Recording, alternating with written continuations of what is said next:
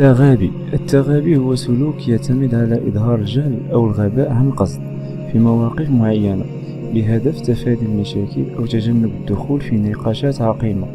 هو فن ذكي يتطلب ذكاء اجتماعي ومهارة في التعامل مع الآخرين. رغم أن المصطلح قد يبدو سلبي، إلا أن التغابي غالبا ما يكون وسيلة فعالة للتعامل مع المواقف الصعبة أو لتفادي الصدمات. كيفاش كيمشي التغابي؟ ببساطة التغابي هو أنك تتصرف وكأنك ما فهمتيش شي حاجة اللي انت في الحقيقة راك فاهمها مزيان. فمثلا إلا شي واحد حاول يستفزك ولا يجرك لشي مشكل ولا شي نقاش عقيم، كتفضل تبان بحال إلا ما فهمتيش القصد ديالو وكتفادى الرد بطريقة كتخلق لك المشاكل. التغابي كيكون مفيد في بزاف ديال المواقف، مثلا تفادي الاستفزازات. بزاف ديال المرات كتكون في موقف اللي شي واحد كيبغي يخلق نزاع او يستفزك، في هاد الحالة التغابي كيعطيك القوة باش ما تنجرش وراء الاستفزاز وتبقى هادئ وتفادى المشاكل. ثاني حاجة كيفيدك فيها التغابي هي الحفاظ على العلاقات. التغابي كيقدر يساعدك تحافظ على علاقاتك، خاصة في الحالات اللي تكون فيها نقاشات محرجة أو حساسة، مثلا في العائلة ولا مع الأصدقاء. التغابي كيكون وسيلة ذكية باش ما تعقدش الأمور وتخلي الأمور تمشي بسلام. ثالث حاجة هي التعامل مع النقد السلبي.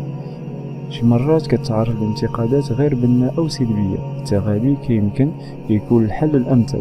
كتعامل مع النقد وكأنه ما مسكش وكتستمر في المسار ديالك بلا ما تهتم للسلبيات اللي كتحاول تعيق التقدم ديالك. يعني كدير راسك بحال ما كتسمعش هذيك الهضرة، يعني تتغابى. بزاف ديال الناس كيعتبروا التغابي ضعف، ولكن التغابي في الكثير من الأحيان كيبان قوة، كيبينك قوي وكيبينك كتحكم في نفسك. الناس اللي كيستخدموه بحكمة كيتجنبوا الكثير من النزاعات الغير ضرورية وكيحافظوا على طاقتهم وتركيزهم في الحاجات اللي مهمة بالنسبة لهم. ماشي كل موقف كيحتاج الرد المباشر أو المواجهة، وأحيانا القوة الحقيقية هي أنك تعرف متى تتجاهل وتبان بحال إلا ما فراسك والو ولا ما فاهم والو.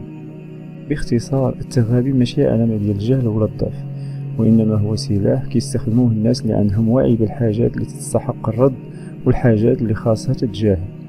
وإلا تعلمتي كيفاش تستخدم التغابي كيكون عندك قوة داخلية اللي كتخليك تفادى النزاعات وتركز على الأهداف الحقيقية ديالك. إذا هادشي اللي كاين، وشكرا لكم بزاف.